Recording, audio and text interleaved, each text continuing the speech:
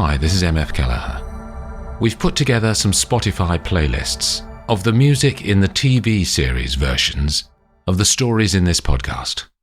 Click on the link in the show notes of any episode. Have a listen and follow the playlists. The music changes over time as we develop the ideas for the TV scripts. Thanks for listening. I'll see you soon. British Spy Stories Season 3 Official Denial Episode 12 The autumn sun illuminates the whole of the conservatory at the back of 17A Carlisle Place. David Allardyce hasn't stopped looking at his wife since reappearing 2 minutes ago, after 10 years of being officially dead. There are many things to tell you. So many things I wanted to tell you, but couldn't. Where have you been? Spain. A new life. Is there somebody else? His face crumples into a half smile, with sadness in his eyes. No, there's never been anyone but you, Fee. What then? She says. You never guessed, Fee. You never guessed what I did for a living. What do you mean? You were in packaging. I'd been for 20 years. No, is all he says. Her face is still bewildered. Tell me, for God's sake. I worked in MI5, like you, my darling, he says. They recruited me 3 years after you and I were married. You were in 5? Why didn't you tell me? I couldn't. You could have got permission. Spouses are always told. Her eyes water slightly. Not always, says David. I was part of the resource around the royal family. Fiona's hands are shaking. She looks down at the newspaper, but doesn't focus on the words or numbers. I'll get us some brandies, he says, and disappears out of the room, then reappears with 2 crystal glasses, half filled with amber liquid. Here, he says, and hands her the drink, which she gulps half of, straight down. An hour later, they are still talking about the events of the past. Fiona is brighter now, as she knows more about what happened. Why did the Russians want to kill you back then? She says. I'd killed one of their chaps, in a flat in Chelsea. One of their main double agents. Moscow decided I needed to be removed from the battlefield, as it were. So 5 made you disappear. Gave you a new life. You couldn't tell me or Marjorie. I'm sorry, he says. They would have come after you both if they suspected my death was fabricated. David picks up the teacup from a tray that Brenda had bought them 10 minutes ago. What did you do in Spain? Nothing, really. All expenses paid. I just read and ate. Sat in the sun. Started writing about my days in 5. I'd like to read it. She smiles at him. For the first time since his rebirth. They sit in silence for a moment. Why have they given you permission to show yourself now? She says. I insisted. Things have moved on so much in espionage in a decade. My life's no longer in danger. Nearly all of the people in Moscow back then have retired or been liquidated. And I wanted to see you again, Fee. She holds out her hand to him, and he folds his fingers around hers. You're still retired, though, she says. You're not on active service. Well, there is another reason I wanted to come back to London. There is one man who is still part of the Russian spy network. The man who caused me to go into hiding. I wanted to... His words drift away in the space between them. Teach him a lesson? Just talk to him. And try and close the chapter. She feels a little doubtful, but ignores it. The idea sounds crazy to her.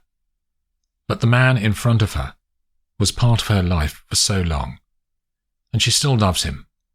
He always could get her to do what he wanted, despite her bravado. What's the name of this Russian, David? Maxim Kuznetsov, he says. Nadia gets up and goes to make tea, after she and Taras have made love. It's nearly midday, but her days don't follow a timetable, since Taras has been stuck at home. She comes back into the room and puts a mug down on the side table near him, then sits on her side of the bed. Most of the people who I invited to dinner on Saturday said they can come, she says. I had forgotten. How many? 20. 20? He holds out his hand to reinforce the point. You said you wanted to do more, because you're just sitting around in the flat. I thought you'd like a party. She turns away from him and sighs. He runs his hand over his stubble.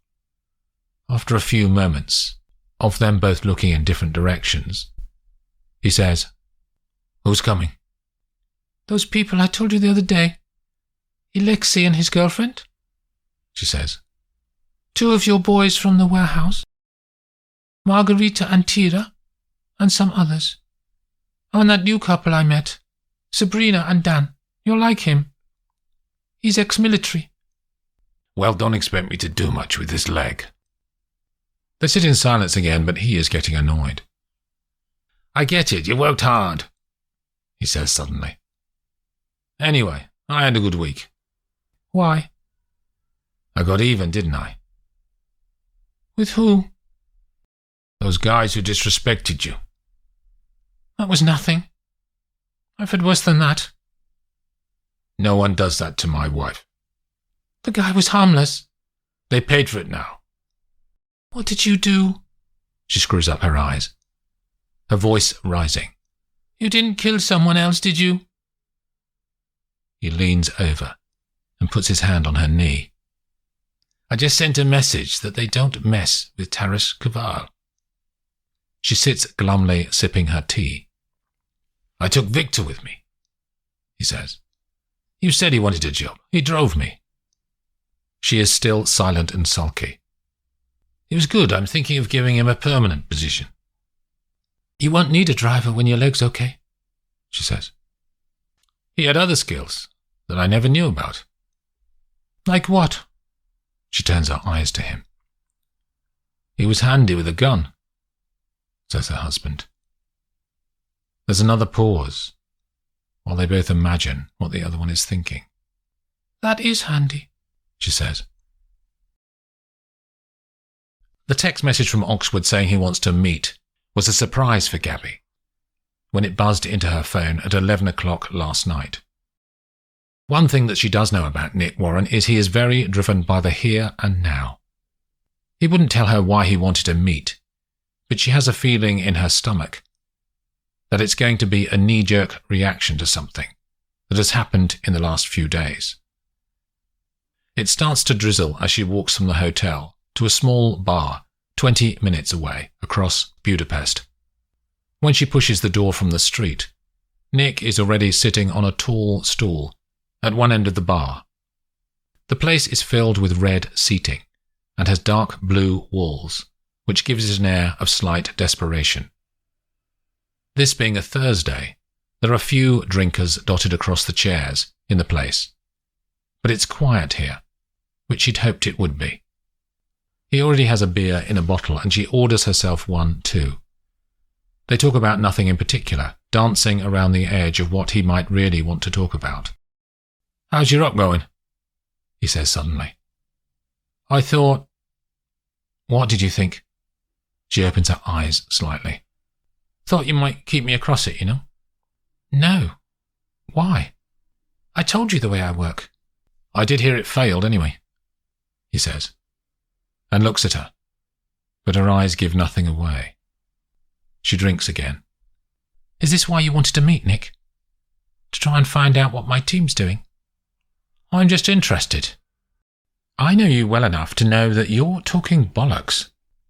Why are we here, Nick? He doesn't answer immediately. Gabby watches his features, wondering if he's going to invent something new, or he's trying to remember what lies he planned to tell her, and is just getting them straight in his head. Were you surprised when we ended up in bed? He says. If I'm being honest, yes. But like I said, it was a one-off. I don't need anything else. Wouldn't be good if it got out, would it? Gabby knits her eyebrows together. I think my team know anyway, she says. They're astute like that. I don't mean your team. What do you mean then? London, he says. All the papers. What are you talking about? If it got out and into the papers, it would be a big embarrassment for Sir Bernard. You've lost me, Nick. The newspapers aren't going to be interested in two spies shagging. But if we were blackmailed over it, he says. That's a risk, isn't it? This job is getting to you, Nick. You didn't report it, did you? Says Nick. Look, I don't know what you're getting at, but I do think that you need to go to bed and get a good night's sleep. He is silent, and they let the words drift away. Then he says, I'm in trouble, Gabby. He turns to look at her. She can see sadness and fear all mixed up in his face. What sort of trouble? I'm being blackmailed. By who? She says. Russians. What have they got on you? They're going to kill a prostitute and make it look like it was me, he says. Tell Sir Bernard. London can sort it out. They'll cover it all up. This stuff happens all the time, Nick.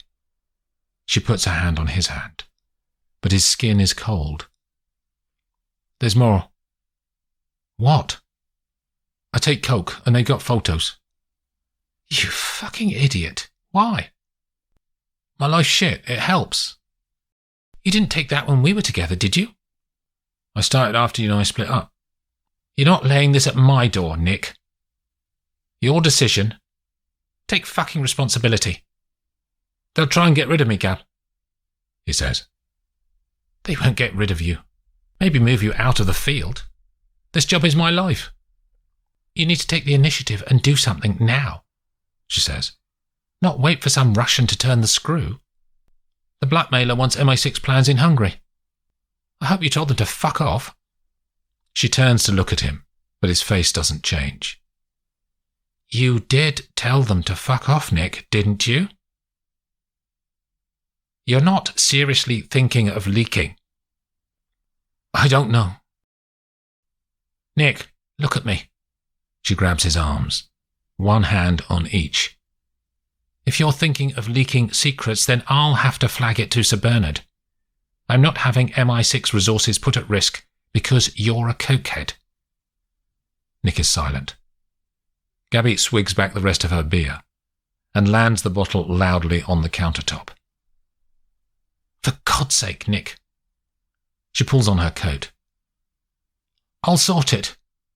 Don't report me. Gabby says nothing, but stands and goes out of the bar. As she walks back to her hotel, a fine rain starts to fall across the streets and the houses of the city of Budapest.